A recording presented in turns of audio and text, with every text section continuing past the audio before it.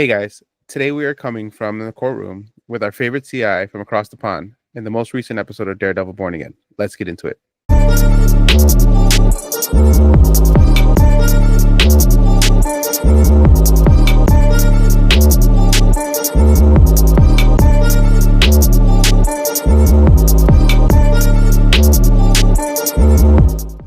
What is up, everybody? Welcome back to Till the End of the Line podcast. I'm your boy Juan G, and always with me, Kika T.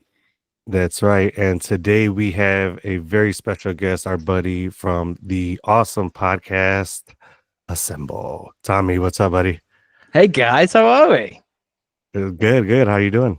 Fantastic. Good to see you guys again. I think I've not been on your pod yet. You've been on ours, though, I No. believe. Yes, Correct, yes. This is exciting news. One Can't wait of my most fun favorite episodes. Yeah, thank you for that. That's why we were very eager to have you back on our podcast. We had such an awesome time on yours, so we wanted to get you on ours just to pay that favor back. Appreciate But how's it. the podcast going? You got your partner back, right? DL is back. Yeah. So if you couldn't guess from what you just said, I'm from Podcast Assemble. That's me and my good buddy DL. We decided during COVID we wanted to do something to check in on each other's mental health occasionally and maybe talk about some geeky movie stuff every now and again. He's just moved to the UK, so we're having to do it this virtual kind of thing. We're getting used to it. It's weird. It's got its little kinks. It's got its little kinks. That's not the right word to say. It's got its teething problems. But we're back to it. We're really enjoying it. Nice. Awesome. All right. So as you said, today we're going to be reviewing episode 3 of Daredevil, and this was a great episode. This actually hit a little close to home for me. Tommy, I'm not sure if you know, I doubt you will, but I'm actually half Puerto Rican. Some of the parts during the episode, it was just singing to my heart a little bit. Yeah. So I was really enjoying this, and the end of the episode broke my heart up that much more. We're going to get into spoil it. Yeah. Don't spoil it just yet. We're not going to spoil it just yet. Yeah, for sure. Hey, you're not the only Puerto Rican here, buddy. Yeah, that's right. I know you have a small percentage, right? Very small percentage. I'm like 1/8 Puerto Rican, yeah, as well as like Irish, Bohemian, Mexican. Like it's just a hot mess of things. I'm a mutt. I do not have any Puerto Rican, but I feel all of the feels at the end of the episode. So for sure, I'm down. Yeah. I'm so excited to talk about it. So do you have any highlights, Tommy, from episodes 1 and 2 that you enjoyed? I don't know. I think I'm going to throw a question back at you. Like, what did you think of the transition from the Netflix Daredevil into the Disney Daredevil? How did you find the nuances and the subtle changes? I love that it started with action right away, because I don't think the very first Daredevil series or season hit us off that hard with action, except for that one hallway scene. But that was at the end of the episode, right? The first or the second episode, that hallway scene where he just like has the bandages wrapped around his fist and he's in the corduroy, or not the corduroy, like the almost like the corduroy, like pajama shirt that he was wearing or whatever. Yeah, maybe not corduroy, but no, he was teaching geography before he came for the fight, right? But yeah, so I love that the action was immediate. But it kept up with that whole one camera angle, just kind of recording the whole thing through the whole fight with Bullseye in the beginning. I thought that was pretty cool. Outside of that, I do feel like it's a different style of show. I don't think it's as dark as the Netflix series was. Netflix series always just seemed dark and gloomy. It never really looked sunny outside. You know, it just seemed like raining. It was, but I think this one has a little bit more of a lighter tone. But I don't know. I think that's the only difference for me. As far as acting goes, I love that. This Charlie's doing his gig again. He's like, it's the same Daredevil. It doesn't feel like a different Daredevil. He's back, baby. Yeah. And that sort of folds nicely into sort of my feelings about the first couple of episodes. I was a huge fan of the original. In fact, you know what's random? My dad growing up only had like very limited interest in comic books, but one of the things he was absolutely obsessed with was Daredevil for no apparent reason. I have no idea why he was so in love with Daredevil. Even the Ben Affleck movie, he absolutely loved that movie because it was a portrayal of a superhero that he loved on screen. So he was just like, I don't care. I don't care if it looks crap. It's great to him. So I have this deep ingrained love of Daredevil, and the the version that the Netflix version I always felt was more true to the character. So coming from that into the Disneyfied universe, I was a bit terrified they were going to screw it up. I was a bit like, oh, what are they going to do? But you're totally right. They went in hard. They went in fast. They got the action in there. And we talked a bit before we started the recording that the actual show itself was originally, I think, going to be mostly a courtroom drama. They've definitely pivoted into that quite hard with the second, with episode, well, most of episode, half episode 1 and 2, and then into 3. But I think having that action to kick it off has really helped. And, you know, you've got this new set of characters who you're learning to love. Obviously, you know, you guys have talked about the Foggy twist at this point, but that changed the whole dynamic of the show. Like, that's his best friend, and I think it gives it a nice nuance to the character that only Charlie Cox can really give pay to. Yeah. What did you think of the Foggy Nelson twist? We were all expecting that to happen. I didn't expect it to happen the first episode. Right. Like within the first 15 minutes. So that was a shocker. Did you hear about do you think he's actually going to stay dead? No, that's what I was going to talk to you about. Do you know about the comic run where he fakes his death? I've heard about it. I have heard about it. It's something like he gets. Go ahead. He fakes his death, right? I can't remember the full scope of it. Doesn't he go into witness protection or something? I don't know the actual details. So there's 3 different times. So there's 2 times where he faked his death, and 1 time where he actually does die. The apartment number or the address next to the office has 468, and that was the comic run. I believe that was the digits, right? EK 468, something like that. I believe so, yeah. And it's the Daredevil, the Man Without Fear comic line, and in that, not that necessarily issue, but that line of comics that come from there. In that story, he does fake his death. Nice. I mean, to be fair, I think Foggy was the weakest link in the original series. I don't know about how you both felt, but for me, his whole arc of him being sad because he realized his best friend was a vigilante. I was like, what are you doing? It doesn't make sense. Like it's nonsense. But the thing that I actually really liked coming into the new Daredevil show, or the Born Again show, should we call it, was the fact that superheroes and masked vigilantes, they're just a thing now. Like, it's not like they're not saying like, this dude's running around in a white tiger outfit. What are you talking about? That's ridiculous. It's just like, oh yeah, there's another one. Yeah, I agree. I think that framework of like, I think it's gonna help when it comes for the new movie for Spider-Man, Tom Holland, for Spider-Man 4. It's gonna like lay the groundwork of like all this like street level crime that we haven't got to see, because everything, like even like the Thor movies, Captain America movies, they happen on such big scales, like taking down Hydra, and it's like, you know, across multiple states. You know, it's like there's so much happening in a lot of these MCU movies. It's nice to see a grounded show, because even like I loved Loki, don't get me wrong, but it was a multiversal, you know, time traveling situation. And then, you know, like WandaVision, like it happened in just the Westview. And yeah, it's kind of grounded, but it's like the mystical reality warping, you know, type idea. So we haven't had a series outside of like Echo that made it seem normal. You know what I mean? Even though I didn't really care for Echo, like even She-Hulk, like I didn't necessarily care too much for the series. CGI was kind of crap, but I don't know, like it was too gimmicky, and versus this is it's just funny that you mentioned both Loki and WandaVision. I was thinking about this beforehand, and I don't the reason I was apprehension coming into this was because I haven't really connected with any of the Marvel TV shows since those two. I feel like they're the two that got me and dragged me in, because I felt like they were for a more mature audience, where everything since, I just don't know who it's for. So coming to this, I was a bit like, yo, if they come in with the Ms. Marvel, you know, like thematics, and it's for kids, and they've changed Daredevil from this, you know, bone crunching badass into Language. I don't know, whatever he was in She-Hulk, I was gonna be pretty upset. So I think coming into this and you get the bullseye fight pretty early doors, you get like straight into it. It really, I think they need to do that to get nerds like us on board, so we could all sit there and go like, oh yeah, this is the Daredevil I remember. Yes, and seeing what we're seeing now gives me a lot of hope for the John Berthel special presentation they're trying to do for Punisher.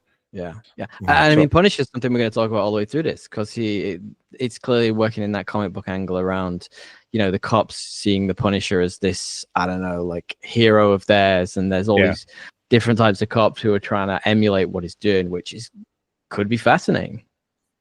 Yes. Yeah. So with that, let's dive into episode 3. Yeah. That's titled what is that? The Hallow of His Hand.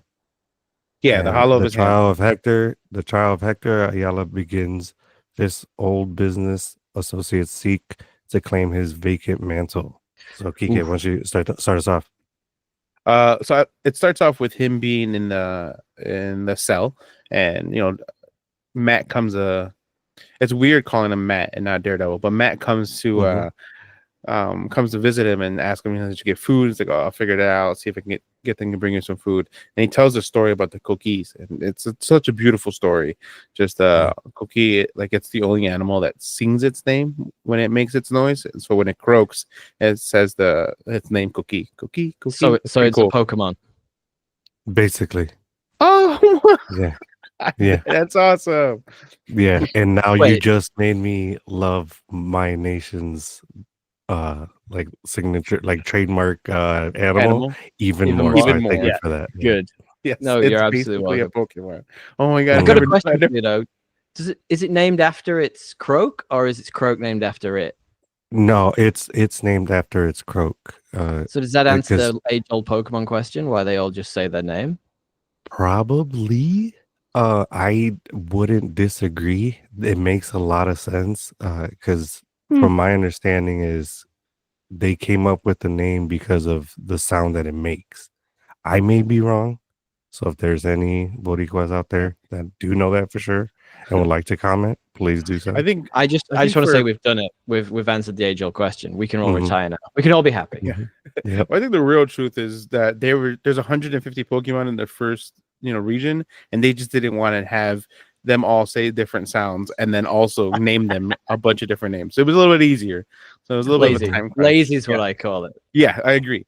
It was laziness. But on the topic of Cookie, it's kind of cool. He talks about how they mate for life. They make this sound and they find their mate and they mate for life. It just shows they're in the Latin heritage, and then in Puerto Ricans, like we have this how we view relationships. Like it's cute to see how not cute, it's beautiful to see how they tie in a lot of like culture behind the island and all the things that happen, and you can see it's running through Hector's veins. Like he's such a traditional traditional Latin man that just like loves his family, loves his wife, and we kind of find out about their living situation a little bit later. But for him to say that it's the music of the island, this is real pretty, real good tribute. Sad, unfortunately, in real life that he passed away colon cancer, I think it was, right? I believe so. Yeah. But it's I think they did a good tribute to him, and I'm glad they didn't cut none of his scenes, and they kept everything the way it was, and the story told was beautiful. I think the storytelling in just that scene is pretty phenomenal in itself. Like it sets up the characters perfectly. They're both on opposite sides of effectively a jail cell, but at the same time they're both in their own prisons, because Matt's trying to work out. I like calling him Matt. I feel like I'm friends with him. Matt's trying to Matt's trying to work out his own feelings about not being Daredevil anymore and having to take on his real persona as his moving forward, as is the age-old Batman trope. When he takes off the mask, that is his real mask. Whereas, in the cell, is the flip side of it, is this person who has built his personality around being a vigilante, and it's the differences in how they speak to each other, and how they elaborate on the different perspectives of being a vigilante without necessarily saying it. It's really fascinating. It's a good point. It's a good start to the episode. Yeah, I'm really glad that you brought up Batman because uh, I've heard, and I agree with this, that the way to nail the character of playing Batman is to get the Bruce Wayne part correct. Because anybody could just be in the mask and fighting, but Hmm. and I think I'm that's Batman. why, yeah, and I think that's why Charlie Cox is doing a great Daredevil because he's nailing the Matt Murdock side as 100%. opposed to the Absolutely. Daredevil. 100%. Yeah. All right, so go ahead, Yeah. Kika. What's the next part? So after that, it kind of switches over to them being in Red Hook, which seems to be like a really reoccurring like destination for like crime and like a lot of bad things happening. I think there's some reasoning behind that. And in the last episode that me and Juan covered for 1 and 2, we talked about like Red Hook got mentioned quite a few times. And again, so there's this truck getting robbed. And it's kind of gruesome how the guy steps up to the driver's side and kind of like chats with them. The other guy's like, you know whose truck this is? He flashes his gun and then boom, gets his brain spread across the windshield. And then the other one, as you pan out of the picture, you can see that he gets shot too. So it's nuts to see like the violence in this. I don't think we've seen this type of violence in a Netflix. I'm sorry, not Netflix. In a Disney Plus show. We saw some violence maybe like in Falcon and Winter Soldier, but not this type of blood, the splat. And just to see this happen, and it's kind of cool. No, actually, I Um, love that you bring up Falcon and Winter Soldier. Actually, so I was doing my homework to come and talk to you guys. I always like to do my homework, and I was actually Nice. listening back to your Captain. What are we calling him now? Captain America and his Brave New Bird, whatever that film was. Yeah, And yeah. you guys absolutely loved that film. And Yes.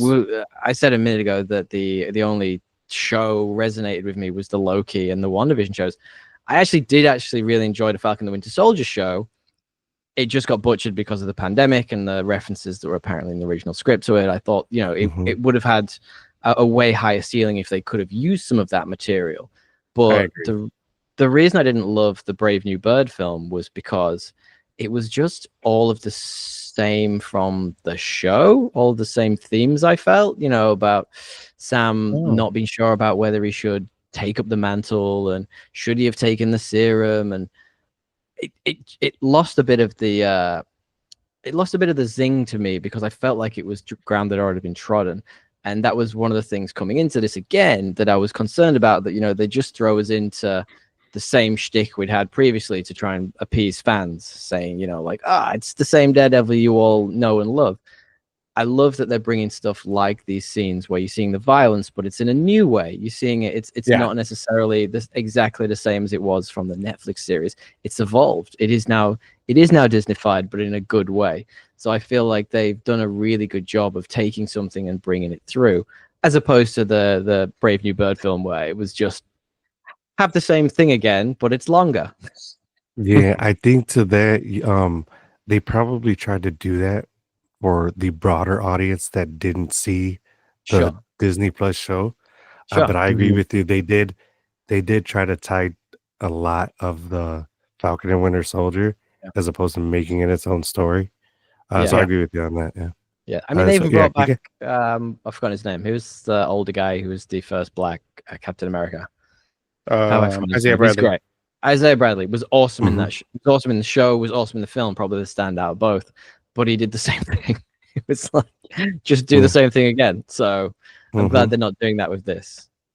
Yeah, I agree. I agree. One thing that they're doing here and that we haven't really got to see is Vanessa and Fisk kind of be on the opposite side of the page, and it's after the whole robbery scene, you get the cut to the intro, all that stuff happens, and then it opens up to Fisk and Vanessa sitting at a relatively further, like, because he always had these big huge tables that he sat at, but usually he would sit at the head of the table and she used to sit right next to him.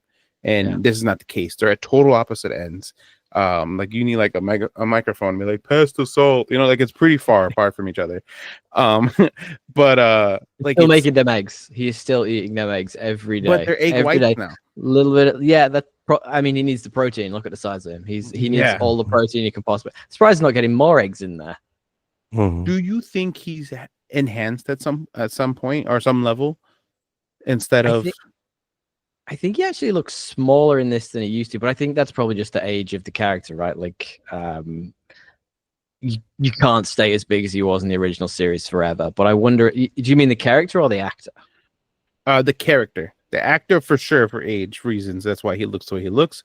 But in episode 1, when they're in that diner scene, Matt goes, "Hey, I've seen you. You slimmed down a bit and put on a bit of muscle." And I think that was a reference to, like, because he took a beating in the Hawkeye series, and he just took some punches and hits like nothing. Like, so when him and Kate Bishop were going at it, they were, she was hitting him hard with these arrows, and like he was just, he this is the first time we got to see him be almost like super strength ish. Okay. And so one of the points. Oh, go ahead. It's a good point. It's a good point. I think maybe because he is the mayor in this now, I wonder if it's an intentional move to be a bit less intimidating. I feel like if you were that guy who'd been thrown in prison for being, killing someone with your bare hands, you try and look a little less intimidating. But also the Hawkeye show, that was pretty good as well, wasn't it? I completely forgot about the Hawkeye show. Yeah. And I totally forgot he was in it. Mm-hmm. And I think that's the part that I like, is like, this is going to be a show we're not going to forget. Like, I mentioned, Falcon and Winter Soldier. I've mentioned She-Hulk, and those are like, they're good shows. We watch them, but they're not the type of shows you go back and rewatch. Sure. For me at least. I know Juan really, really liked actually both of those shows. Actually all 3 of those shows, Hawkeye and Falcon and Winter Soldier and She-Hulk. You enjoyed them a lot. Mm-hmm. And I enjoyed them, and I've watched them multiple times for video sakes and creating notes and covering it like this, but I haven't gone back to watch it. Versus, like, there's a lot of movies in the MCU, especially in the first saga, Infinity Saga, that like I was just watching Falcon and Winter Soldier. No, sorry, not Falcon and Winter Soldier. The Winter Soldier again the other day, because it's such a masterpiece of a movie. And I think this Daredevil series, and it's going to lead to my point that I'm talking about, that we haven't seen 2 powerful bad guys at the street level, or we haven't seen a street level bad guy that's gonna kind of be interwoven to multiple people's story, like how Fisk is going to be. He's going to be involved, I'm sure, with Spider-Man at some point. Now with Daredevil, and what at some point, maybe he's the big bad that like this new version of the Defenders kind of go against. Versus how the Hand was such this huge organization that they had to go against in the Defenders. I think Fisk is going to be this solo and empire of people, like with his team and Vanessa by his side.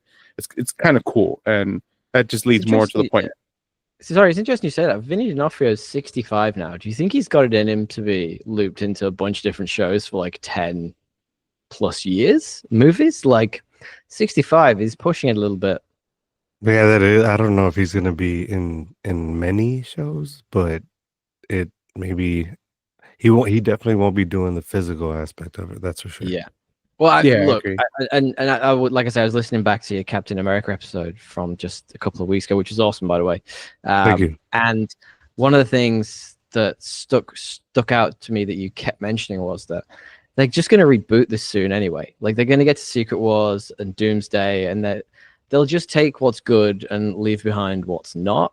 And I wonder if they'll see that performance by Vincent D'Onofrio and try and find something similar in a similar actor who's maybe a bit younger, because when's that coming out? It's coming out this year. A couple of years later it'll be the next one, so he's gonna be like pushing 70 by the time they're all out. So you don't really want to be leaning on like Harrison Ford. You want to be leaning on like an 8-year-old dude to be a linchpin of your franchises. You're probably going to want to cast a little younger.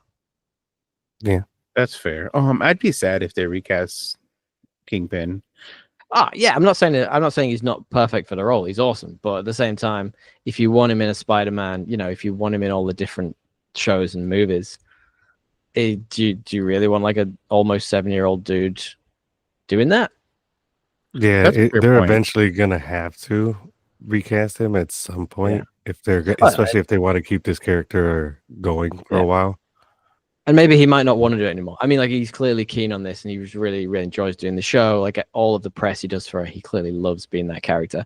I'm not saying he's ever going to just quit, but at the same time, when Harrison Ford broke his leg on set doing something, if some similar things happens, does he want to come back? Who knows? Yeah, that's a fair point. Oh, it's sad to think that that's the case, but that's the reality. We're all getting older? Yeah, we are. Yeah, it says the guy that's sitting in a wheelchair because he freaking ruptured his patellar tendon. So yeah, fair point. Oh man, Yeah, that's gonna be tough to see how, and that's why I haven't really. I was always trying to how is this gonna tie in, how is this gonna tie in, and now because I know Doomsday is gonna reboot everything. I think who were we talking about last? That we some of the stuff that we're seeing, it matters but doesn't matter because, like you said, it's gonna get rebooted, and I don't think they'll reboot yeah. everything. They'll keep what's working and the guys who want to keep working with them. You know, like I can't think of anyone off the top of my head who from the old guard who'd probably stick around, but like Chris Hemsworth, maybe if he still wanted to make movies, he's still young, he'd still be a great Thor, so That's I'd true. keep him. And even with age, the Thor ages and it only gets more powerful. So it'll work for his character. I I'd agree. love to see like an old Thor storyline. That'd be pretty cool, actually. Yeah. But all right, what's the next part of the episode you want to talk about, Kike? oh yeah, so we were talking about how they're sitting at the table. Vanessa goes that that these people are going to continue to misbehave because that whole scene in Red Hook, the robbery, happened between two different rival gangs, but that are under Vanessa and Kingpin's kind of reign, essentially. Basically talking about like how eventually they're gonna keep fighting after each other, over each other and over territory and over like resources, and once they take everybody out, they're gonna come after Kingpin's seat, or Vanessa's seat at the moment, actually. And he's like, that's just not our problem. He's like, let the rats kind of fight, and take each other out. And he's like, Vanessa goes, once they're done with each other, they're gonna come after him. And he's like, let the petty blood feud. The petty blood feud isn't their concern, and that he wants, he has bigger goals. And I wonder what he hasn't really alluded to it and said what his he's goal alluded is to it. as being. I want to know what it is. Right. Yeah, he's playing 4D chess. That guy. Like, what's he actually want? Like, he of course wants to be mayor, but like, what does that mean for the city, really? Exactly, and I don't know his game plan behind that, and it's kind of cool to see that because usually his plan is like pretty laid out, like in the previous series, in Daredevil 1 through 3. Like what his deal is. He's trying to play an angle on Daredevil, on the Punisher, or he's trying to play an angle on Poindexter, and all these different things that he's doing. It's obvious. Versus here, we're totally in the darkness, and at this point, even Vanessa's in the dark. And it's annoying the shit out of her because she's like, I don't know what you're doing. And she got used to having that control. So she's a strong, independent woman. She needs to know things. Just tell her the stuff. Come on. That's right. For real. Yeah, you can never do that with a Latina, by the way, because they'd be like, excuse you, or you gonna tell me what's going on or what? I love this transition from, and I talked about it in the last episode. We saw Fisk with his bloody knuckles. And we saw him again with bloody knuckles, like bruised and beat up knuckles. And it transitions from his fist on the table to Matt washing his hand in the courthouse. And then you see his like bruised knuckles from who I thought he murdered those cops in episode 2. How they're alive is beyond me. If his spine isn't an accordion, just like, because he like slammed him head first into the floor. I was like, yeah, I don't know how he walked away from that. Yeah, I 100% agree. I seen the man and I'm like, how? I thought he was dead. I literally thought the guy was not going to be in this episode anymore. Yeah, same. Suspend your disbelief just a little bit. Like, I was like, holy cow. And the rage that was definitely, Matt needed that. He needed to let out the anger that he had inside of him. And I don't think he had ever since, dropping Bullseye off the roof. Isn't it beautifully ironic that he's dating a therapist and he really, really, really needs a therapist? Oh my God. Yeah, it's hilarious. No, I agree. I like that too, because, and I think the woman that set them up is his business partner. Yeah. She knew that. She's like, you need to be able to talk to somebody that's going to help you with what you're dealing with, for sure. Just talk to someone. Doesn't matter who it is. Just talk to anyone. Come on, man, please. It's about Kristen, right? McDuffie? Yes. Yeah. She's great, by the way. I really like, because isn't she also the therapist to both Fisk and God, I've forgotten his partner's name. Vanessa. Yeah. Words. It's late here. Isn't she also their therapist? So is that another angle that's been worked into this? Do you think she's been brought in as a way of maybe having something over Matt Murdock? Yes. So I think Fisk is, like you said, playing 4D chess. He sent Buck to the book reading and got her to be Yeah, that's the right. therapist on purpose. That's that angle that he's trying to pull because he needs to have a way to hurt Matt. And I think because Foggy's gone and Karen's gone out of the picture, he doesn't have any harmful pieces on the board. And he needed to Yeah. put something in place so that he can have an angle over Matt. Such, And I such think a petty thing to do. Do you not think he could have just like, I don't know, revoked his license to do law? Like just like why go after his personal life? Just to, oh my come god. on, come on, dude. Yes, exactly. Which made me happy because if he went too political or like, made him disbarred from being able to be a lawyer, like he's still Daredevil. You know what I mean? True. And so I like that it's not, we're getting Mayor Fisk, but still some of the old Fisk where he's playing dirty, and so it shows that he hasn't changed completely. But it's a newer evolved version of him. So Officer Powell confronts Matt in the bathroom, and Matt's like, "Who is that? Who's there?" And Powell's like, "Hey, you're not supposed to be wearing. You shouldn't be wearing sunglasses indoors." Kind of talking shit to him, kind of picking at him. And in my mind, I'm like, "Dude, your face looks like crap. Why are you talking shit? You got beat by a blind guy, like and bad, and a blind guy that he doesn't know is a vigilante. So like, I would never show my face again. Like, I would be so embarrassed as that cop." Could have been a lucky shot. He might have just got like he might have done the Bart Simpson and just be swinging his arms and just been like, "If you get in the way, I'm gonna hit you." You know, you could have got lucky. Yeah, true. Good point. Yes, and then for Powell to try to like intimidate Matt, and Matt was just unbothered. He just didn't give a shit. He's like, "I beat your ass, dude, and I can do it again. Like probably here, right now. Like your face, that toilet appointment, 2:00. Got you." Yeah. But yeah, that was kind of cool. That like because Matt still has that badassness to him, and one of the things that they said they wanted to do with Matt this series is make him more comical because he's a real smartass, like a hardcore smartass in the comics. But we didn't really see that too much in the Netflix series. So like when he's like, "Where is he?" He's like, "I'm visually impaired, but like wish I can help." Like those little smart jokes that he's making, or the little sly comments he made in the bathroom. That's a new side of this Daredevil that I'm loving. Because that's how why. he was. Yeah, that's why I enjoyed the She-Hulk episode. He was allowed to do that a lot more because that was a comic or a comedic television show Series. So series. So he was able to tap into that comic aspect a little bit more. It was awesome. I mean, he's part of the MCU who's always going to be quippy. I just didn't think they'd actually get around to showing him at his top shagger phase that he got in in She-Hulk. He's a horny, he's a rat. He's all over it. I didn't realize. Like I remember in the Netflix show, like I think he had a new girl every other week, but I was like, oh yeah, he's really after it. If he's getting after the big green one as well. Yeah. So then from there, it transitions to Cherry going to the safe house. Who Cherry is kind of a badass. I really like him a lot. He's a retired cop now. And he has this the witness Nikki Torres, who, if you don't know, that's my last name too. That's the second Torres in the MCU, and I'm loving it. Even though this guy's kind of a little rat. But yeah, he's a little punk dude. Like I'm not happy that he just like didn't tell the truth, but I guess I jumped too far. But anyway, so he goes to the safe house and he gives him like this tiny little bag of cocaine, a little bump to regulate him, to get him normal so he's not sweating profusely on the stand. And I was like, oh, I think that's the first time we've seen like actual drugs in the MCU. Well, it wasn't. Yeah, I don't think it was cocaine. It was just some kind of pill. So it might have been like it was a little white baggie.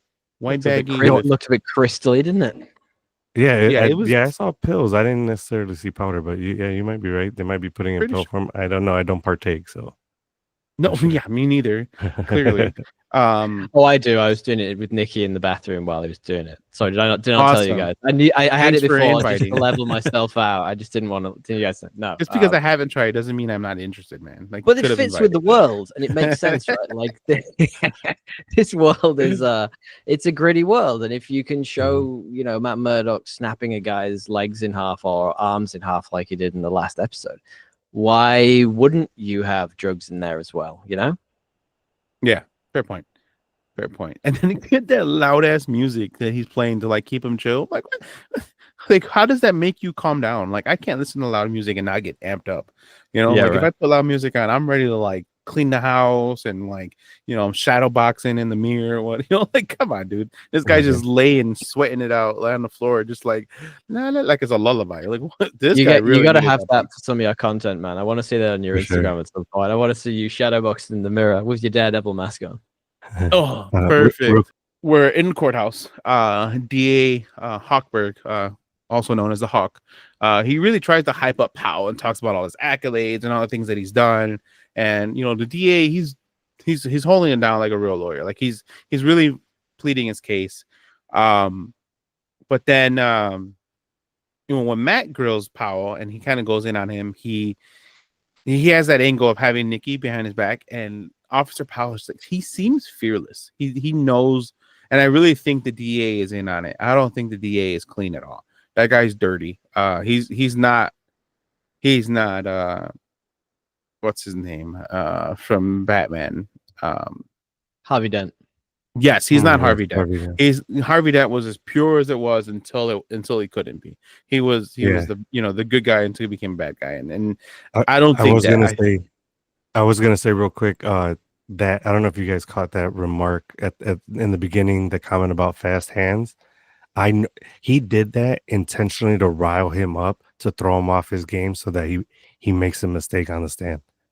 I don't know if you guys caught that or not, but and it didn't work. Said that, it didn't work. It almost worked. You saw him doing long pauses, but he just kept fighting through it. Go ahead.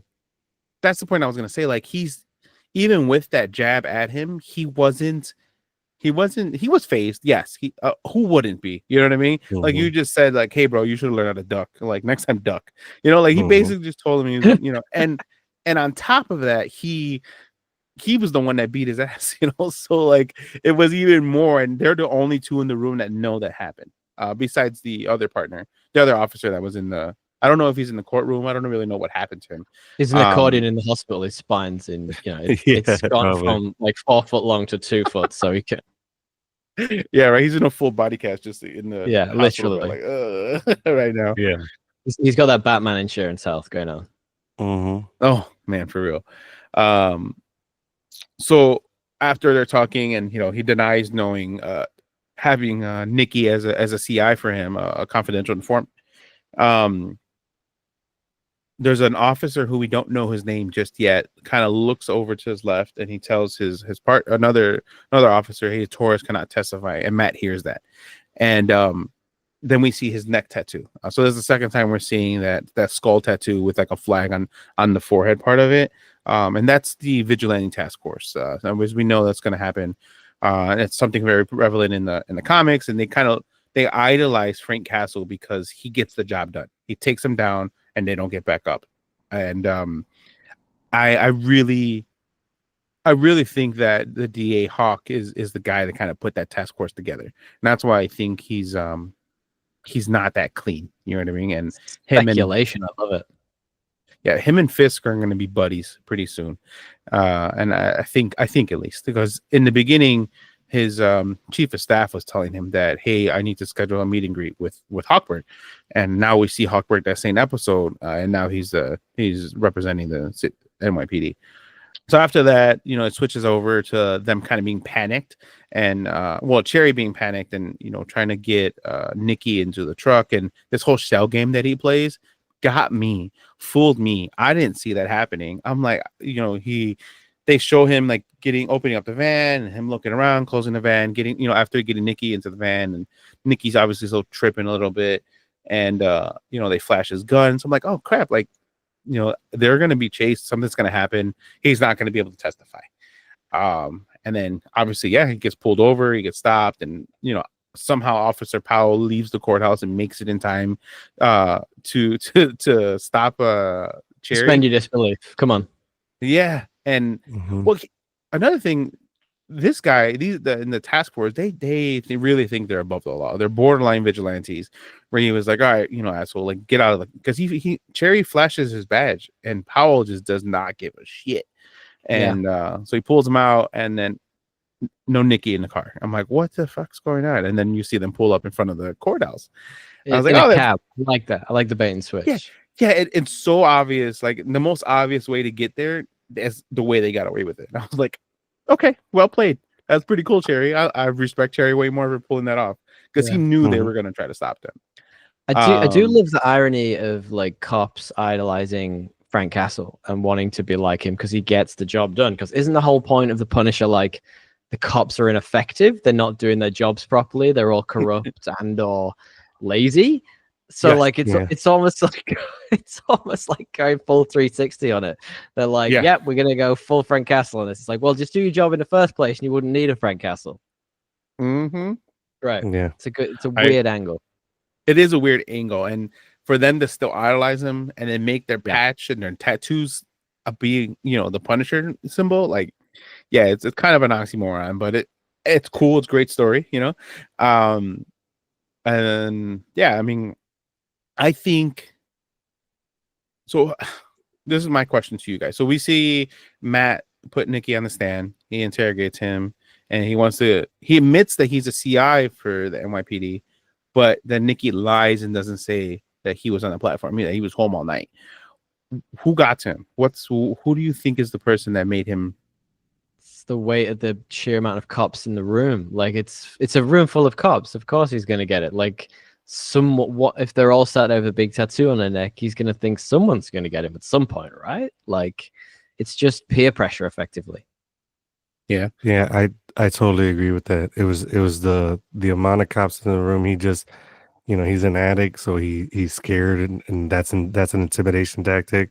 So he saw that, and he doubled back. He's like, if I say this, they're gonna kill me. Yeah, they're gonna kill him anyway. Yeah, but he probably agreed with Matt to testify when he was needing a fix. So he was at a low point, and he was just, I'll say anything, desperate, just to keep me safe. Yeah, he was very desperate. Yeah, that's a fair point. How about the room? Like what's your survey on the room? Like, so when the camera pans out to the cops on the left side of the court, there's some of them that are like really pissed off and angry looking, and some of them are kind of clueless. Like, who is this guy? He's an informant. So obviously not everybody that's in the room is on the task force, but my takeaway was not the judge, the captain in the white shirt. He was like kind of looking around to see like, hey, why is he like, something seems fishy. Like he doesn't seem like he's telling the truth. And I think that captain kind of caught that. At least that's what I got from it. What was your take on the room and the captain? Do you think there are people in that room that are just like they're gonna help kind of solve that murder, and there's gonna be kind of two sides of cops, the good cops and then the bad cops kind of working against each other? Do you think we're going to see any of that with the NYPD? Yeah, I'll let Juan answer, but I think, not every cop in the city can be dirty. Like not every single one can be on the take, like, so there's got to be cops there who are just there to see justice done, huge quotation marks, to hopefully see justice done. So, like they'll be the ones who know, yeah, we're on the take here. Like we're in the wrong, but at the same time, everyone's got to keep up the act, right? You can't outwardly show signs of, being on the take, especially in a court situation. That would be ridiculous. So, yeah, like they've all got to play their part, and the ones who aren't, dirty, probably play it pretty convincingly because they're just being honest. Yeah, I totally agree. I think that they're gonna start to see maybe the task force as, if they're not dirty, they're not doing things properly. They're cutting corners, and they're not going by the law, and they're kind of doing, or they're scaring the public, or they're doing, the intimidation tactic or something like that. But yeah, I totally agree. I think it's some of the cops are gonna start to see the task force for maybe that they are dirty. I love that. Um, let's see. So after that, the courtroom kind of seems crazy. Like you said, like I said, the cops are obviously going to start gunning for Nikki, and that's the last that we see Nikki for the episode. And we'll see what happens. Like you said, I think he's going to be, killed or have to be put in like witness protection. Maybe Matt stashes him somewhere else because Nikki says, "Hey, I fucked up." Like and especially in seeing how the episode ends, I think there's going to be another trial situation happening, and Nikki's going to be pivotal to that, or might know some situation that happened. So it switches over to Buck telling Luca that he owes $1.8 million in restitution to Victor, and I love how that's like $1.8 million. Like they're able to just throw around that type of money. I'm like, whoa, Vanessa must really have been in her bag, really pulling some huge numbers. And she said the business has never been more profitable. So that means she's laundering some serious cash for all these people.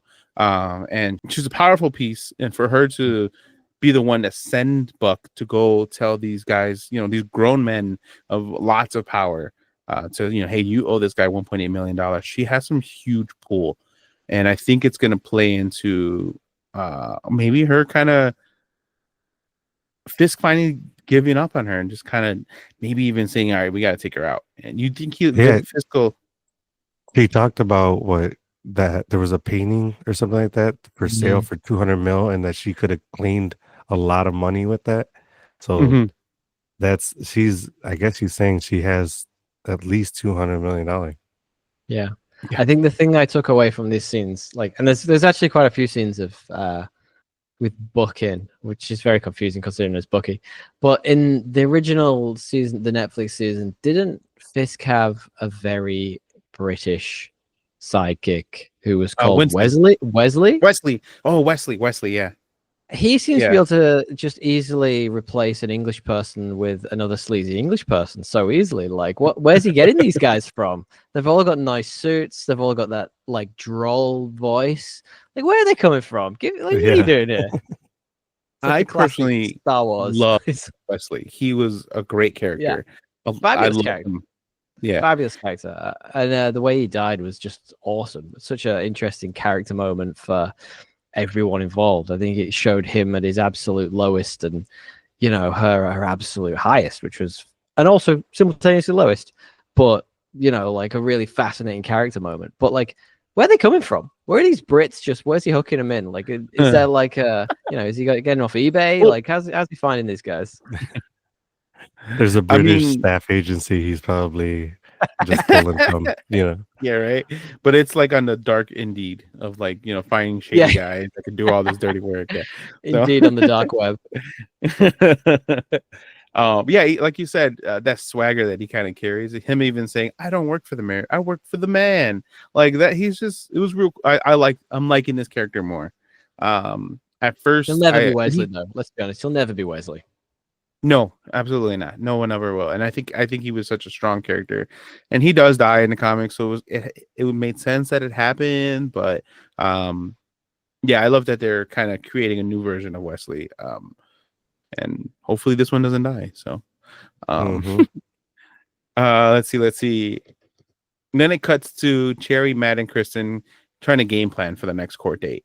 And this part, I'm just like, they really don't have an angle. Like, what for me, trying to figure it out, like, what is their angle? What are they going to do to kind of save Hector? And when Matt says, well, we're going to put Hector in the stand and tell the truth, that's our really only angle. I'm like, oh shit, he's gonna reveal that he's White Tiger. That immediately in that room is when I thought he was going to. Like, how does he do that without like jeopardizing his family, not putting him in harm's way? Like, there's no way to do that. And it's gonna get ugly. And then that kind of turns out to be the case. But it cuts back to the whole Vanessa. After that, like we see that scene, it cuts away, and then Vanessa and Fisk kind of going at it with each other. So, like I said, Vanessa was the one that made a decision to tell Buck to go talk to Luca.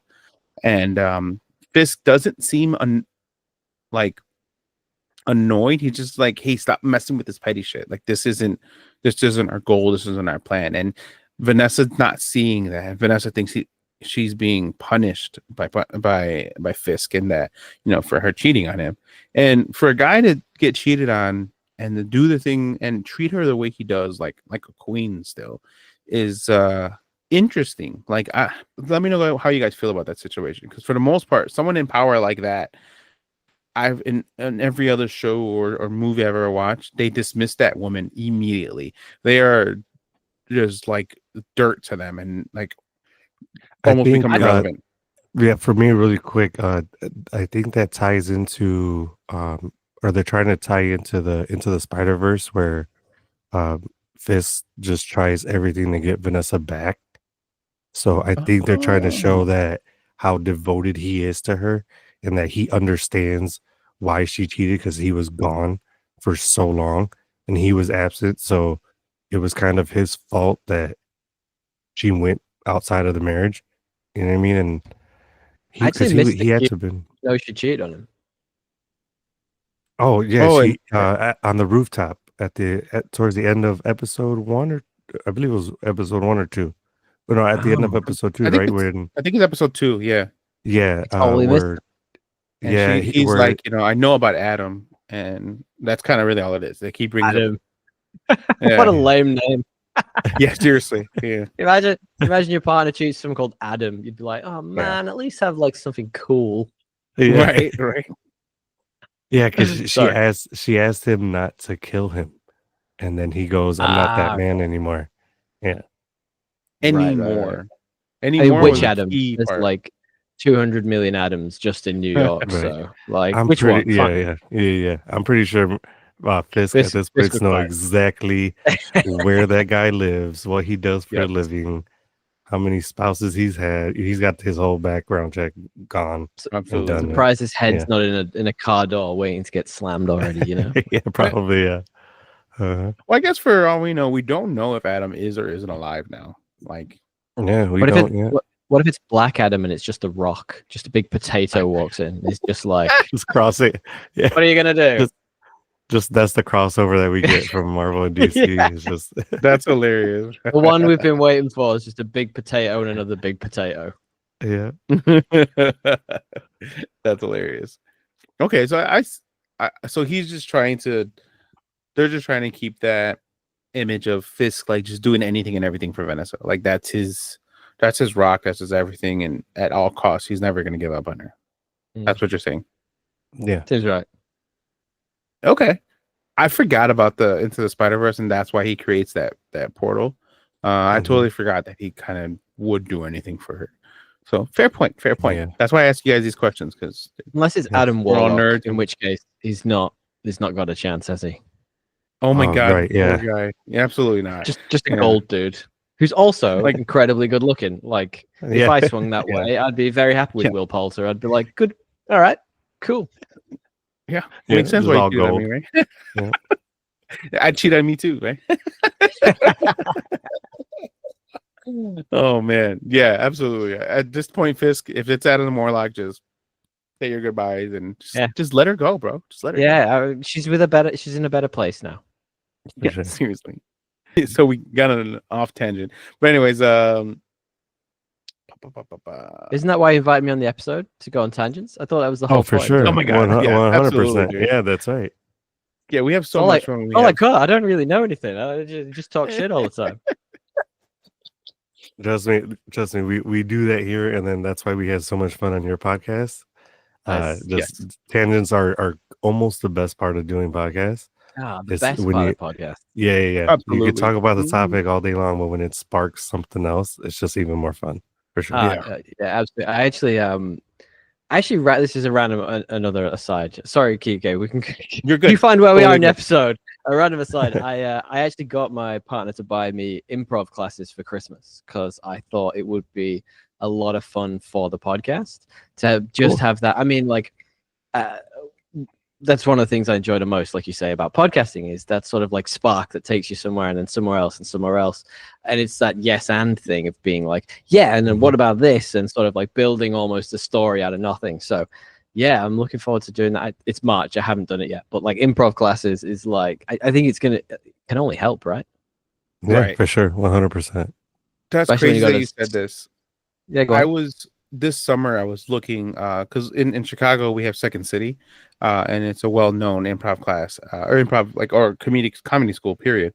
Tons of huge names that came out of Second City, especially the Chicago Yeah. one. Nice. And I was, if I didn't have this massive multiple $1,000 bill from this surgery that I had, the goal was going to take an improv class this summer. And it's like a 10-week course here, and it's twice a week.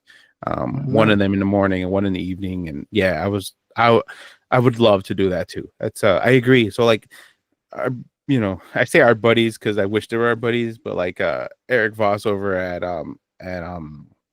New Rock New Stars, Rockstars.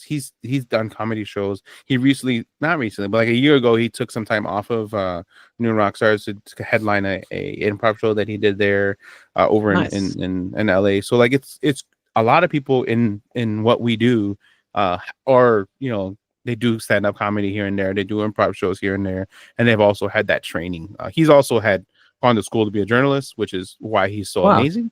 Nice. But he's definitely a podcast idol of mine that I'd like to kind of follow.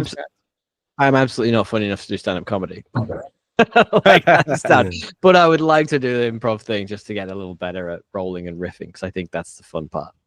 For sure. That's awesome. Absolutely. That's awesome. So sorry, where were we? I went on a massive tangent there. It's okay, no worries. That's why you're here. We love having this stuff, and we are in the part. Oh, okay, cool. So this line is pretty awesome. So Fisk says that he respects Vanessa, and she thinks that she hates that everything's falling apart, and he's like that she just wants to keep the peace, and he's like, I respect you for wanting to keep the peace, but sometimes peace needs to be broken. Chaos must reign, just for a moment, to build a stronger order. So Fisk is okay with them kind of taking each other out, because then he thinks I'm pretty sure we all know he is still powerful enough to kind of whip them all back in shape. He's like, all right, you took out everybody, you're in charge of this shit, but I'm still the man. Like, relax, bro. And I love that Fisk is so confident, and this is the first time Vanessa isn't confident in Fisk, and that's why I asked you guys those questions, like, and what's the breaking point? When is he gonna finally give up on Vanessa? Like, you think he's gonna just be like, you know what, screw you? And probably when he sees Adam Warlock's abs. Yeah. I'd cry too. Yes. Yeah, I'm out. And we just see Fisk go on like this. Have you seen Avatar: The Last Airbender? So when Uncle Iroh's in the cell and he just starts working out, and then he gets buff at the end, super jacked. Yeah, that's the arc that we're gonna see Fisk go on. He's gonna get even more buff. Yeah, and then probably like, all right, bring it. Did you see when J.K. Simmons got super jacked out of nowhere? Did you ever see those pictures? He still is. Well, I seen him in Red. Was it Red One? That's right. Off, yeah. Yeah. So like, I just imagine we see like Vincent D'Onofrio rocks up to set. He's been on that diet. He's just shredded. Yeah, I think it might come at some point though, because this episode has a part where he says that let's not get to a point where I can't trust you. Yes, that's what I was gonna get to. That's why I think she's not gonna make it past this season. It might not. So he might at the end of it choose the mayor role over her. Mm-hmm. It might come either at the end of this season, or like you said, in the beginning of this season, or of season 2. Well, we know Poindexter Bullseye wanted to hurt Matt. I think Vanessa was the one that ordered that hit and put him to do that, to kill Foggy? It's a good question. I literally have no idea. I think my take on that was that it was sort of done out of spite, sort of Poindexter Bullseye. Crap outfit, by the way. Terrible costume at the beginning of that for him. But like, that was his sort of way of getting back at Matt for all the pain he put him through, and breaking his neck and all those things. But you never know. Like, the man's a hitman, so he could have potentially, I mean, at least he's in the comics, could have been potentially put up to it by someone. And it could be 4D chess. It could have been Fisk leaning on Vanessa to do it for him, because Fisk, as much as he says he's clean, we all know he's not. He's just getting someone else to do the hard bit for him, and whether that's New Wesley, who's just going to be known as New Wesley from now on, or like he's just sort of like, I don't know, subliminally messaging Vanessa to do these things. Like someone's doing it, so who knows? Mm-hmm. Yeah, it's interesting to see how this is all going to pan out. I think the real question is, are they going to bring Vanessa back? Not Vanessa. What's her name? Elektra back at any point? They better. From the how do you tie that into the MCU? Some like random who used to be his ex-girlfriend who died and then was brought back to life by dragon bones. How do you bring that in? Yeah, seriously. I hope she does. I think there were even talks about that actress coming back to play. Yeah. To play her. Yeah. No, well, so the line is that if they were to ever bring back Elektra, that they would keep her as Elektra. And that would be the only way she'd come back if there was a story to tell with that they for sure wanted to bring her back. And it gives me hope for all the other Netflix series for Marvel. Like, I mean, I didn't necessarily care too much for Iron Fist, Danny Rand, but Colleen Wing, I loved her as Colleen. She was great. Even all of the, Madame Gao and everybody in the Hand, love them. So I'd love to see them come back. I think the MCU needs a bit of this. Like the original plan, if you remember, and we're getting way off topic. I'm sorry, I'm doing this again. But if you remember, the original outline was that Feige was going to do the sort of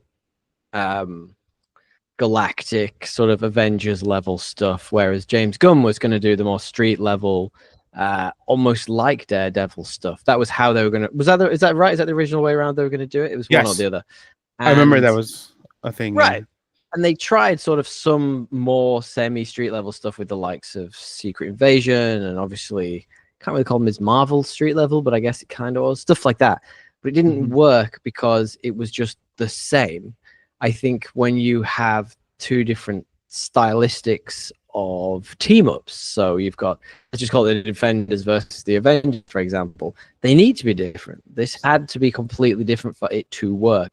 And I think it's so unfortunate James Gunn couldn't have done this side of the business, because he would have been, imagine a James Gunn Daredevil movie. It would have been, I want to see that right now. I just made it up. And it sounds the best thing I can think of off the top of my head.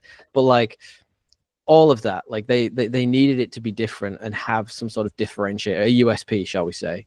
And I think bringing some of those characters back into the MCU, even if it's Kristen Ritter, like those types. I forgot who's the guy who played Luke Cage. What's his name? Gone. I can't remember his name. But yes. Yeah, I don't remember his name either. It's gone. But bringing those guys back, given it, maybe not the guy who played Danny Rand, he was terrible. But bringing those guys back could be a lot of fun. It could give it the edge it needs. The only question you have then is Mahershala Ali really going to be Blade when he was in that Luke Cage series? Oh yeah, as Stokes. Mm-hmm. He was good though. He's dead. Yeah, he was great, but he's dead, so that's okay. I mean, he could have come back as a vampire. Okay, that's a good twist. Yeah, that's hilarious. Plot twist. Yeah. No, so we talked about this. Was it the What If episode that we were talking about this? Where I like that there's the Marvel animation, there's Marvel Studios television, and then there's Marvel Studios. I love that they have these different segments because it allows. And I was telling them that like Loki, WandaVision are like one on their own. They were created and structured like a movie that they just told off in a series, and it worked. But it didn't work for everything else that they've done. And they try to re-emulate that style of a show in some of their other series like She-Hulk and Echo, and it just didn't work.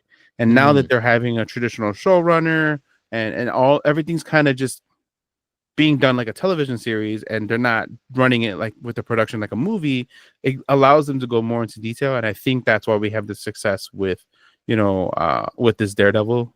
This is the first Marvel television, right, since the whole segments and separation of animation television. Yeah, I believe so. Yeah.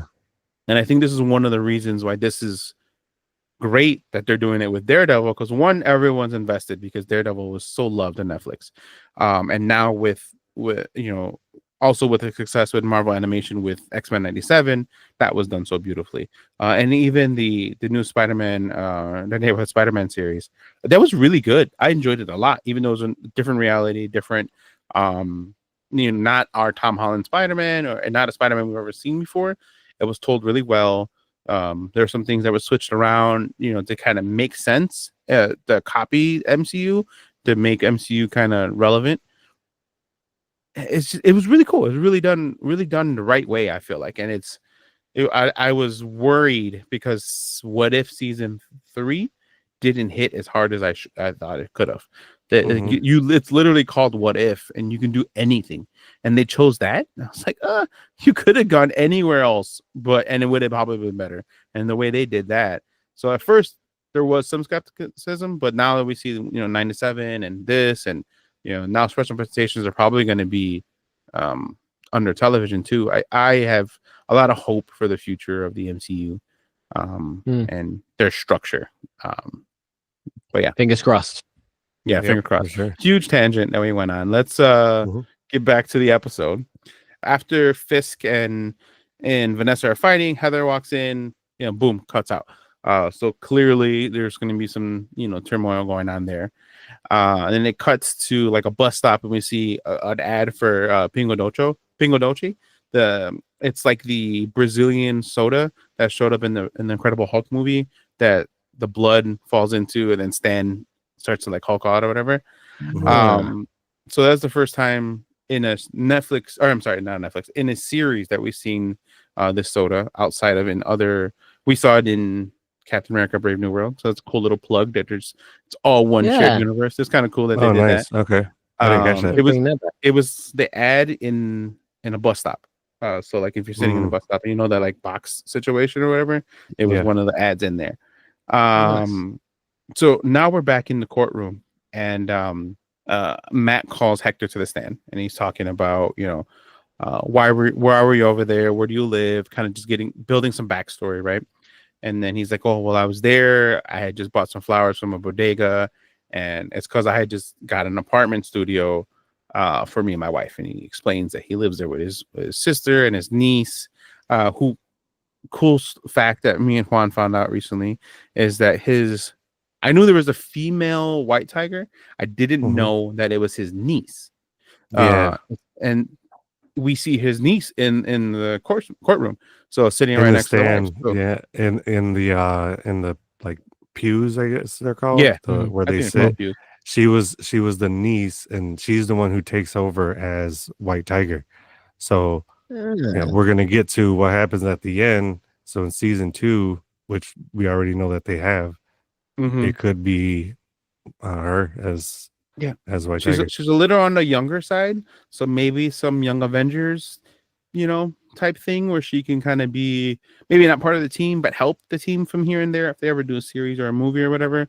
So there's some cool tie-ins there. So he reveals, like he said, that they lived in this cramped apartment with his sister and his niece, and he finally got a place for himself. It's nothing much, but he got a place for himself, and he has a place to call home for him and his wife.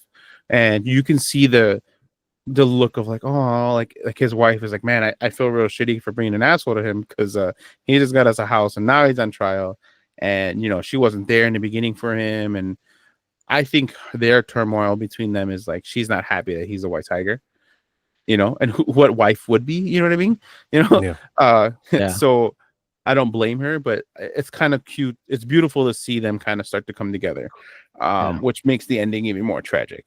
I like how this scene builds. I think it's really nicely done because it shows both sides of the law doing what they do best. So it's Matt is creating this awesome case, showcasing how awesome this person is. He is a nice soul. He isn't the type of person who would just push a police officer in front of a train, which he's been accused of. It's it's his life is his family, and it's building towards that. But then you get the opposite side with the prosecutors who jump in and just go like, a good person can have a bad day, or a good person can do bad things. Like, let's not try and judge this person by the umbrella that sits above them. Let's just look at this one action, and you tell me could he have done? Do you believe he's done this? And I think the way it's done is like is actually really interesting courtroom drama.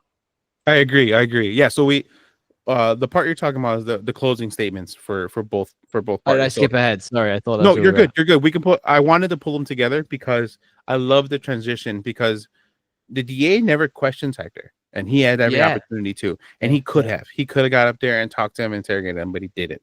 And it was only. I think it just shows how great of a lawyer Matt was, because even Kristen was like, "Don't do that, Matt." Like she was scared for him to pull out the mask and say that he's the Mhm. white tiger, and then the judge gets pissed off because he's like, "In my chambers now," and Yeah, he's pissed I off. He's like, believe that that's why she was angry because she's like, "You're gonna get in trouble because you literally had this part thrown out of the lawsuit." Yeah.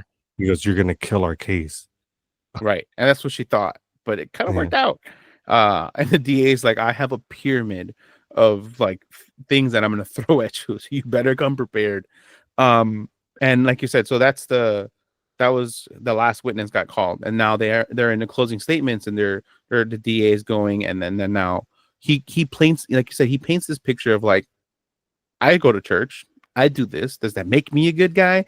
Like, and I was like, well, I guess you're right, because I know a lot of people that go to church and they're not good people. Some of them are It's good. really bad Really good people. writing. It's really mhm. good And I was writing. like, well, yeah, that kind of makes sense. Like, I think the DA is putting the task force together, but I don't think he realized how out of hand the task force is. And that's why I'm saying, like, he's dirty. I think he's okay with some of the dirty stuff, but at the same time, I don't think he realizes how much harm he's doing than good with this task force. And I think the DA is gonna be buddy buddy with this. Don't get me wrong, and but then at some point, he's gonna be like, "Oh, I fucked up. Yeah. Like maybe I shouldn't have put this together." And he'll step down. Someone else is gonna step up as DA, and we'll see what happens. But Really well acted by the guy who plays the DA as well. Like that whole, he does like a whole monologue, and it's really nicely done. The way he sort of yes, builds to it. He's like, I go to church and I do this, and I see my mother, and then I do this. Does that make me a good person? It's really interesting the way he builds, and it shows how the law system works, specifically in that microcosm of the New York system, but also I Mhm. guess more broadly that it's a popularity contest, really. It's not, you're not trying to get, unless there is a smoking gun, you're not really trying to get the jury to necessarily believe what they're seeing. You're trying to get them to believe what they're being told. So it's almost, like I say, a popularity contest, and it's fascinating. It is. I agree. With this popularity contest, and a great segment to that is the BB report. I love this, like, mid multiple like times where like this the interviews that the BB report does, that BB what's her last name? BB Oh, because isn't she the Urich, daughter right? of Isn't it? the Ben niece. Urich? Urich, yeah, Yeah, BB Urich. yeah. Yeah, so she's the niece of Ben Urich. So she does this like guerrilla like interviews that she's doing, and it gives me, so I'm a huge musical theater fan outside of being a nerd. And one of my favorite Broadway musicals is Rent. And have you seen it? So how they Mark cuts to like those different interviews that he's doing with the city Yeah, of yeah, Chicago. It gave me that vibe, and I was like, oh, this is kind of yeah. cool. Nice. Different feel and different you know like, it's just I not love. the same. But Yeah, that was the reference that made me think of Rent, because that happened multiple times in the movie Rent, or in the Broadway. I love how you don't think like musical theater would make you a nerd. You're like, no, that's different. That's way cool. That's Hmm. way too cool to be a nerd with. Yeah, yeah, yeah. And what's great too is with the B report, and like I'm liking how the camera angle, or what they're doing with the camera Yeah, in Mhm. cool this aesthetic choice.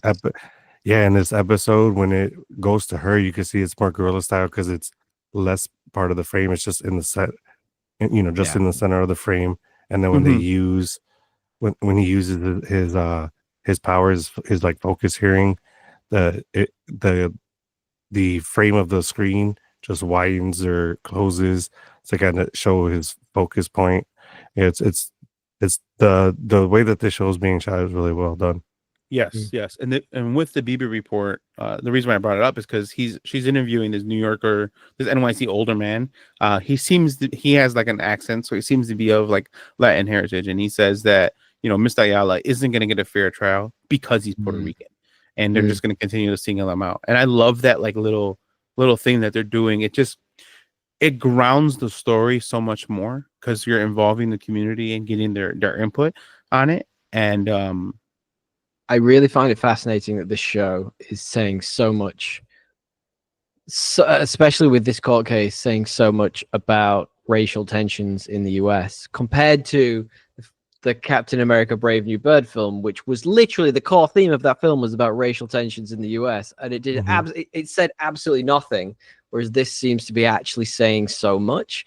I'm fascinated by that. It's like it's a show about a white dude who's blind, and yet it says way more about like the political tensions going on than the movie that the main character is literally a black dude ever said. I'm like, surely the priorities are wrong there somewhere. Yeah, no, I definitely agree, and it ties more to the culture of New York and how strong of the culture of the Puerto Rican culture is tied to New York. It's like I would say the Mecca outside of their home island. I agree. I think it's an identity, I love it, and I think this show has a real identity to it, which the films haven't had, which is kind of unique, and it's really quite refreshing. Yes, and that's why I think they stick. If they keep this current structure of the animation, television, and then the studios, it allows them to tell these different dynamic stories and then still tie them together. And that's what was so beautiful of the first Infinity Saga. Like all of those stories were interwoven so well. This gives them a framework to do that again in a different style and more structure. Because they got lucky. Well, I wouldn't say they got lucky because they have some great talent that put the first saga of the MCU together. But it's not easy to re-emulate that and do that all over again. And definitely. I think they're putting the right structure in place to kind of become that juggernaut that they were before, and they're gonna kind of take that mantle back over. So after the BB report, it cuts to Matt and Hector sitting in the cell again, and this talk has double meaning for Matt and for Hector about wearing the mantle, not really missing and pretending that he doesn't miss the mask. When in reality, I really think he does. I really think he's just choosing to not be Daredevil for Foggy's sake. But at this point, sad to say, like Heather's new, but he doesn't have much to lose. And I think this would be a perfect time for him to put the mantle back on because he can not hold back his punches. He can kind of be a little bit more brutal at this point. And we have the potential to see a really darker side of Daredevil. And I'm all game for it because the way he beat those detectives' ass in that apartment, Nikki's apartment, I would love to see him in the suit doing that to some people. It's gearing up for a really gruesome climax at the end. It's like the tension that's building is just like has me excited. And one point before we get to the verdict, I want to bring in is he tells these amazing stories of the White Tiger saving New York citizens. And then Kristen starts reading off police reports about the White Tiger and how he's been so great. And then Matt starts slapping files about more police reports, and he mentions Officer Morales, which is Miles Morales' dad. So that was a quick reference to Miles Morales. I was like, oh, dope, Officer Morales. I love that. I would love that they tie in. Well, they said they want to do a live action Miles. Obviously, there might not be a huge tie-in because of Sony and Marvel situation, but I love that they at least brought it up. I love that. Nice. I was hoping you'd call it out because that was my favorite. That's been literally my favorite part of all of the episodes so far. That little quip because Spider-Man and Daredevil are so linked in the comics, and I know I was watching an interview with Tom Holland just the other day where he was sort of saying he would love to be the one to introduce Miles into the MCU, and I'm like, well, Matt Murdock was in Spider-Man's last film. Now he's talking about an Officer Morales, which is, literally what Miles' dad does. So we can all hope. Yeah, I think it'd be amazing. I love that Tom had that speech or that interview, and he said he basically wants to do what RDJ did for him, and how Tony's character introduced our Peter Parker. That Peter introducing Miles. I think it's a great transition. And it leaves room for Tom Holland to kind of become this this like mentor, and which is our Spider-Man and Peter be a mentor, which is something we've never seen in any of the films. It's a Any shame they've iteration of kind of rushed. Yeah, it's a shame to kind of rush towards Doomsday and Secret Wars, because if they'd have had time to build the Miles Morales character, even maybe in a slightly different universe, I would have loved to have seen what they did with the Ultimate Miles Morales, bringing him into the 616 universe. And that's Absolutely. the perfect opportunity for that whole storyline that he's talked about, you know?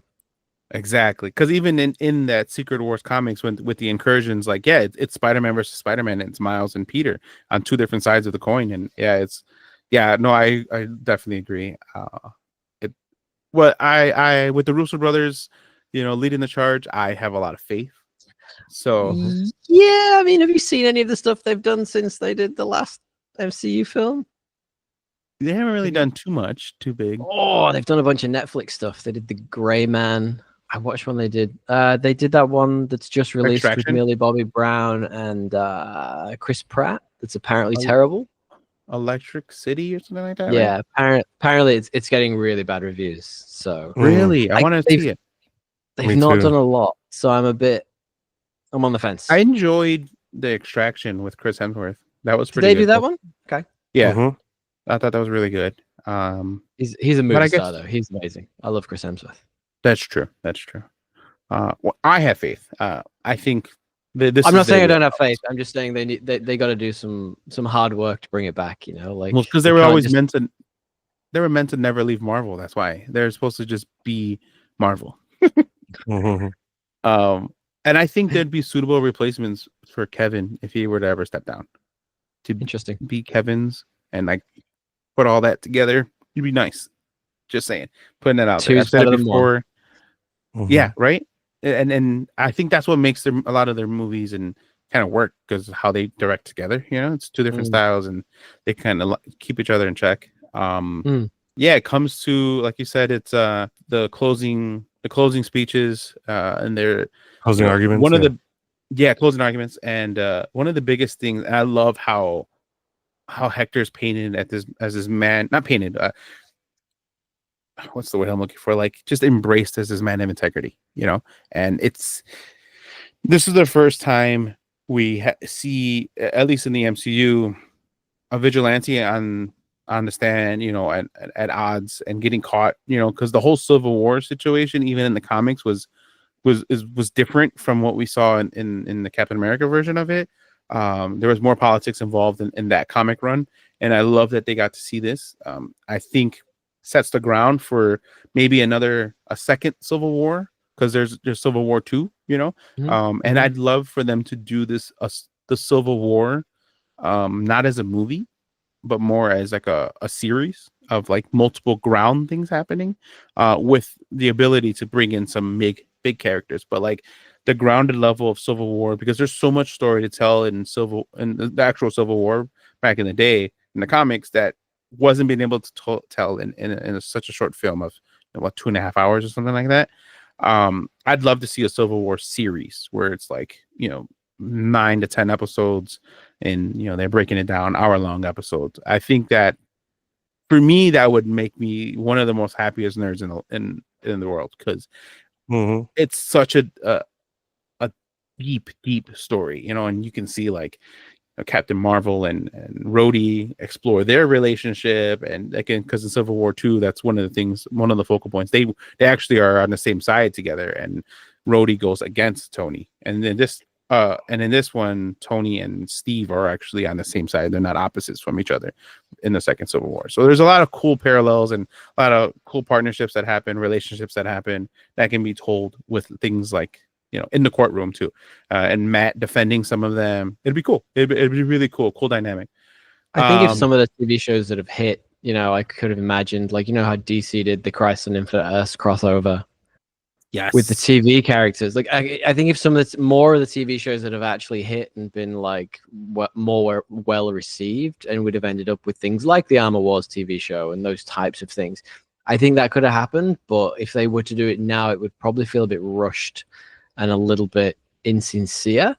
I think the reason the DC one worked so well was because everyone knew those characters and they were all kind of beloved, even in, like from ages past. So yeah, I can see it would be cool. I just think they need to put the groundwork in first. Oh, absolutely. But I'm saying for sure. because we know Doomsday is going to blow up everything and kind of reset some stuff, it gives them the time to build up the tension of Sure. different heroes. And then that being, I mean, it very well could be an Avenger level movie, a Civil War movie that's told in two parts. You know what I mean? Similar to like Infinity War and Endgame. Like there's lots of things that they can do with that. And, Kevin said that there's not going to be a lot of Avenger movies after Doomsday and Secret Wars. And then, so the Avenger level movie could be a Civil War Part 1, Part 2. The next one will be X-Men versus Fantastic Four. I love it. Ooh, I'm that's game a for good it. call. Yeah, I like that I'm too. game for it. I think the gruesome part, like Matt did a good job building his integrity, but the DA, when he talks about how he died and how every bone in your body breaks, and then you're still alive and you die after the train is pulled back, and that's when you finally die. I'm like, oh, that's gruesome. Yeah. Oh my god, it was brutal. That was kind of brutal. a cheap shot too, just to try to get the jury on his Sympathy. side. So It's a popularity contest, like Yes. you got to do what you got to do. Yeah, 100%. It's a beauty pageant. You're up there just selling yourself like world peace, guys, all that. Yeah. Like it's like that's what it is. You're totally right. So before we find out this cool parallel, and I had brought it up in the last episode, Matt is holding the Daredevil horn and he's sitting in the empty courtroom, and I think he's trying to talk to God because he hasn't gone back to church since season 3 or season 2 because the priest that he used to confess to is now dead. And so he hasn't been able to reconnect himself to God because the person he trusted that got him close to God isn't there. So he's this torn Catholic at the moment. And I think that's what that scene was supposed to feel like. Like he's torn. He doesn't have anyone to turn to, because even when he was Daredevil, like, yeah, he's Daredevil and confessing to a priest that had his back, but like there's a level of spirituality, like of confessing, that it takes that pressure off his shoulders, and it made it a little easier for him to carry that mantle to be Daredevil. And he doesn't have this relief. He doesn't have Foggy. He doesn't have that priest. And that's why I'm saying this is boiling point where you might get a real savage Daredevil. And it's sad to see, but I'm excited to see it at the same time. Yeah, that would be cool. Yeah. So last thing, we get Hector's free. He acquitted of all. Free, baby. Yeah, free Hector, free. No, That's right. The man's free. He was acquitted of every charge, not guilty all the way across the board. And to see Hector, tear up the way he did, the excitement of the wife, it was so beautiful. As Fisk is watching that verdict come in, he says, "Hey, Daniel, I need you to get BB from the BB report." And I was like, oh, here we go. This is the angle. He's going to start making himself, like in episode 2 optics. His optics are going to become very, very, very strategic. And he's going to really, really make the city hate Matt right now. And before that, his chief of staff was like, well, we have somebody from the Times on, basically on speed dial. And he's like, no, I want the BB report. Yeah, and I think it resonated with him. Say it again. Body chess. He's all about it. Oh yeah, absolutely. And I think it goes back to what Daniel said in like episode 1, where he's like, you're trending. Like, fiscal fix it is such a trending thing right now. Like he's like, yeah, this is the way to get to people right now. I need to do this BB report because it'll have the biggest impact because it's going to go viral versus the traditional way. Sorry, you think you're supposed to be like a parallel for like TikTok? Is that, do you reckon, what she is? Is it like, because it's not. I mean, it's like some random like YouTube style video, I assume. But like, what's the parallel there to real life? Like, what is the audience she's getting in that is not being hit by traditional media? Yeah, I agree. I think it is kind of like a TikTok platform or something like that. Yeah, I agree. Okay. Yeah, I think that digital media like that versus the traditional news one is what they're trying to go for. Because even like an Amazing Spider-Man, the animated series, the guy from the first Spider-Man, second, where he's like, do a flip. The guy, that streamer, and then he shows up in Shang-Chi, and he's just streaming. So it's relevant. Like they understand that social media has been such a big culture change for us. I think with the whole, maybe originally there was TikTok in it, but with the whole legal battle here in the States where TikTok was banned and all that nonsense, maybe they might have pulled that part. So maybe a part of the story we didn't see. But I think so. Yeah, social media is huge, and that's what. Yeah, I think it's more visually appealing to have it the way they've done it. So like, if you can frame it as like that would be for like YouTube or whatever. Like you've obviously seen the Joss Whedon Justice League movie. When you have that tiny little slither of when they have the Henry Cavill without the mustache at the beginning, when you have the TikTok vertical down the middle of like your TV screen in your living room, it looks terrible, it looks awful. So I can't imagine they'd have gone that route. But that's kind of what I think they're leaning into and implying. So it's just an interesting angle, I think, to have. Yeah, I agree. Juan, you want to wrap us up with the ending? Yeah, so I mean, the end of the episode, we see the White Tiger putting on his mantle again and mask it, suiting up, and then he's going out middle of the night. I would assume he's trying to hear, who's in danger. He hears someone, he starts to go towards them, and then as he gets to the end of like an alleyway or a walkway, you just see somebody come out of the shadows, shoot him directly in the head, and he's dead.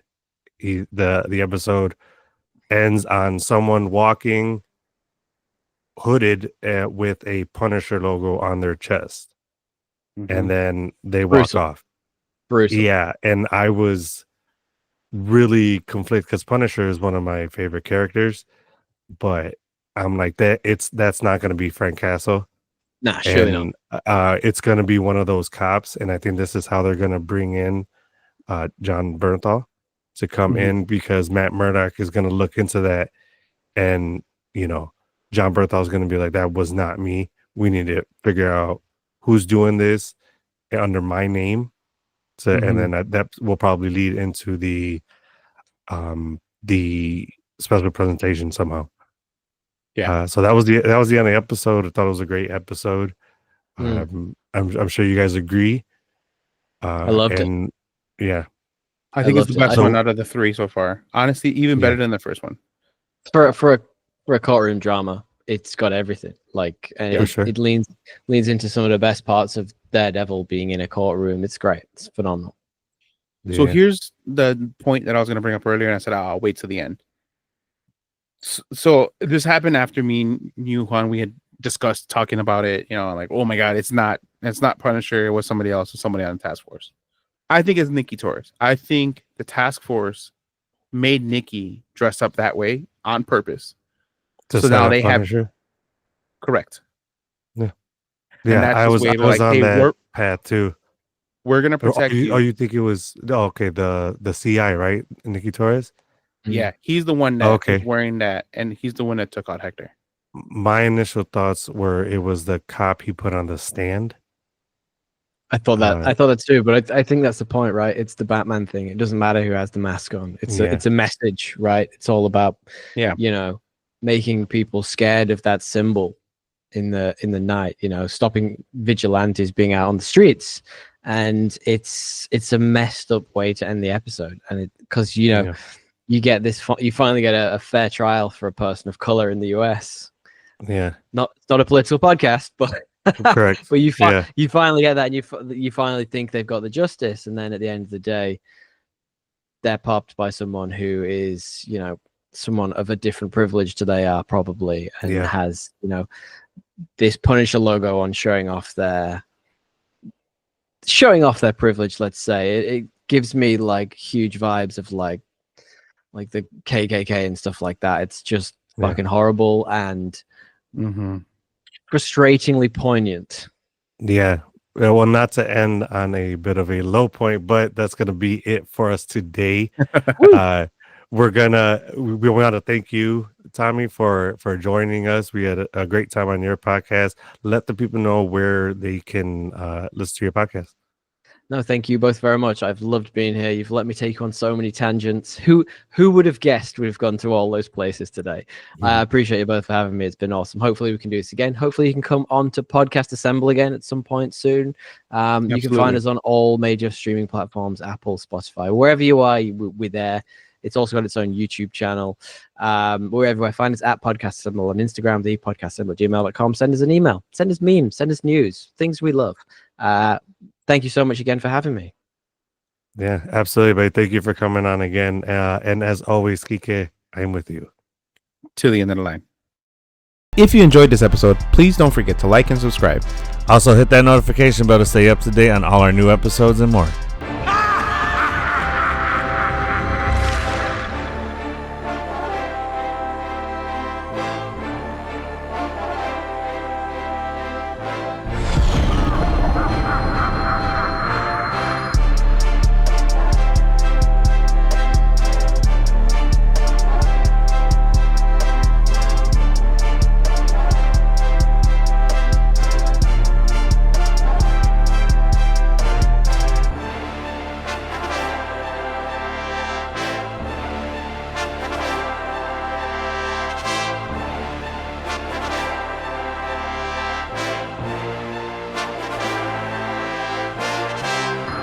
Ha ha ha ha!